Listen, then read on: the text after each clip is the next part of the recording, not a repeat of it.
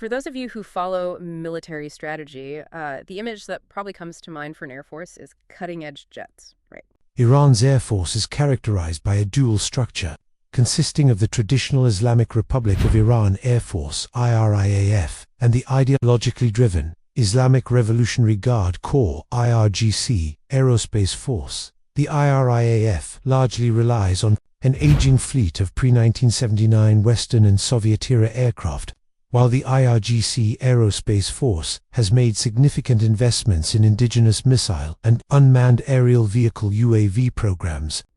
But today we're doing a deep dive into Iran's air power.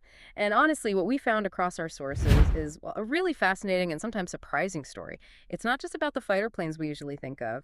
Iran's total active military personnel is approximately 545,000, with an additional 350,000 reserve personnel. The IRIAF is reported to have 37,000 personnel as of 2024. And the IRGC Aerospace Force is estimated to have around 15,000 personnel as of 2020. It's got this unique dual military structure and a strategic shift that might actually change how you view modern air capabilities. We've gathered a stack of sources to try and piece together the full picture, Iran's current strength, the challenges they face, and where they might be heading. Yeah, and maybe the most... The IRIAF has an estimated fleet of 330 to 350 aircraft, including various combat and attack aircraft, such as the F-4 Phantom II, F-5 Tiger II, F-14 Tomcat, Mikoyan, MiG-D-29, Sukhoi Su-24, and the domestically produced HESA Saeqeh. The IRGC Aerospace Force's inventory includes the Sukhoi Su-22 and Chengdu F-7Ms. striking thing from the sources is this unique military setup. It really forces us to rethink what air power even means for Iran. So you have two main branches. There's the conventional Air Force, the IRIAF, that's the Islamic Republic Air Force. And then there's the, let's say, more ideologically focused group, the Islamic Revolutionary Guard Corps, Aerospace Force, the IRGC. The IRGC, right? Yeah. And while the IRIAF, the regular Air Force, is stuck with, frankly, aging Western and Soviet airplanes, the IRGC has poured resources into their own missile and, crucially, drone programs, UAVs, unmanned aerial vehicles. They've really become the dominant player now, certainly in terms of, Iran's UAV fleet is rapidly increasing in strategic importance, with significant investments in UAV programs. The IRIAF's inventory includes models like the Kamin-22, modern strike capability. That dual structure itself signals something different, doesn't it?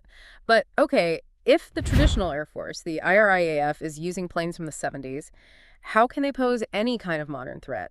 Our sources list their fleet at around, 330 to 350 aircraft? And yeah, it includes names like the F-4 Phantom, the F-5 Tiger. Persistent international sanctions have severely restricted Iran's ability to acquire modern conventional military hardware. This has led to a strategic adaptation in Iran's air power doctrine, shifting from a pursuit of conventional air superiority to an asymmetric deterrence model with a strong emphasis on indigenous missile and UAV programs. Iran claims military self-sufficiency and has invested in domestic aircraft production and armament. Even the F-14 Tomcat. Yeah, the Tomcat. Iran is literally the only country still flying those. Exactly. And these were mostly bought before 1979. Then came the sanctions, making it incredibly hard to get spare parts to maintain them. So the number of planes they actually have that can fly is probably much, much lower than what's on paper. Like the F-14 sources say maybe 41 are listed in service, but reports suggest you only actually see a few flying these days. That's a tough spot for their conventional air arm.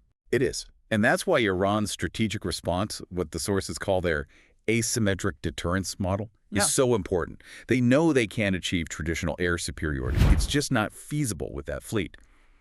So the focus...